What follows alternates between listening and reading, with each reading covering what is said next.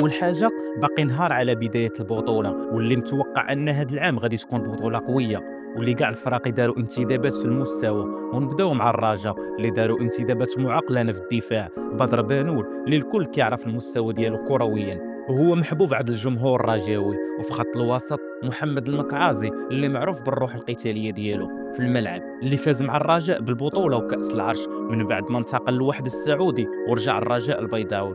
وصيناو مع معاذ ضحاك اللي غادي يكون ربح لفريق الرجاء بحكم انه صغير في السن، والكل كيتنبأ ليه بمسار جيد مع الرجاء. وفي خط الهجوم سيناو مع المهاجم بلال ود الشيخ اللي قادم من الدوري الهولندي، عنده احصائيات جيده وغادي يكون ربح لفريق الرجاء. والمهاجم اسماعيل خافي اللي عنده بزاف ديال التجارب وطنيه وخارجيه، كنتمنى يكون هو قناص الرجاء هذا العام. وثاني فريق هو نهضة بركان اللي داروا تعاقدات في المستوى الكبير. اول لاعب هو اسماعيل قندوس اللي عنده تجربه اوروبيه وغادي يكون لاعب مهم في نهضة بركان بحكم هذا العام عندهم عصبه الابطال الافريقيه. وكذلك التونسي اسامه الحدادي اللي سينا معاهم لمده موسمين، والكل كيعرف المستوى ديالو. وفي خط الهجوم يونس الكعبي اللي كان هداف الموسم في القسم الثاني، والكل كيتوقع انه غادي يمشي على خطى ديال الاخ ديالو ايوب الكعبي. واخر لاعب هو منير الشويعر كاغلى صفقه في تاريخ البطوله قادما من لودغريتس.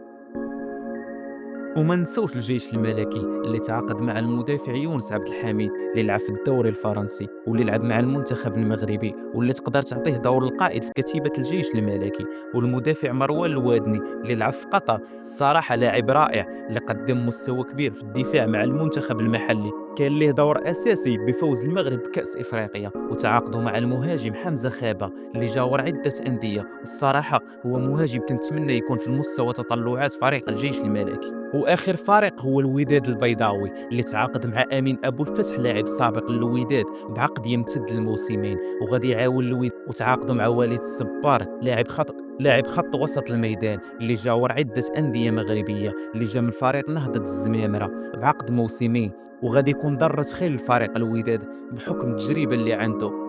وعبد الغفور لاميراس قادم من اولمبيك اسفي اللي كان محط انظار عده فرق مغربيه، وغادي يكون احسن صفقه الوداد هذا الموسم. وما نساوش المهاجم القناص حمزه الهنوري قادم من الفتح الرباطي، هو مهاجم في المستوى الكبير. اذا في ظل هاد التعاقدات اللي داروا كل من الرجاء والوداد والجيش الملكي ونهضه بركان، واش هادو هما اللي غادي ينافسوا على البطوله وكاس العرش ولا غادي يكون شي فريق تاني؟ ما عليك غير تشارك معنا الفريق اللي غادي يفوز بالبطوله وكاس العرش. وما تنساش الا وصلتي حتى لهنايا ما عليك غير تشارك معنا في القناه. وشكرا.